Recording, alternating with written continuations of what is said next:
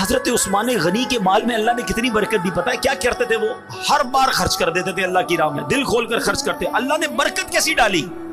آپ دنیا سے چلے گئے، آپ کے باغ رہ گئے، آپ کے کنویں رہ گئے۔ حضرت عثمان کا باغ آج بھی مدینے میں موجود ہے، کنواں بھی موجود ہے، اور پراپرٹیز بھی ہیں۔ تو گورنمنٹ نے کیا کیا کہ ایک وقف عثمان بنا دیا، جتنے پیسے اس باغ سے، ان پراپرٹی سے آتے ہیں، اس سے وہ غریبوں کی مدد کرتے ہیں۔ ابھی بتایا کسی نے ریسنٹلی کہ مدینے شریف میں ایک ہوٹل ہے، 5 اسٹار یا 4 اسٹار ہوٹل ہے، اس کا نام ہی وقف عثمان ہوٹل ہے۔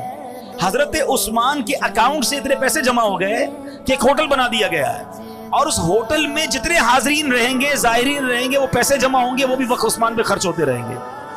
میں سوچنے لگا اللہ اکبر، حضرت عثمان غنی کا ثواب تو سوچو، وہ آج مزار میں ہیں مگر 1450 سال ہو گئے صدقہ ان کا جاری ہے۔ مال بہت سو کے پاس آیا جناب۔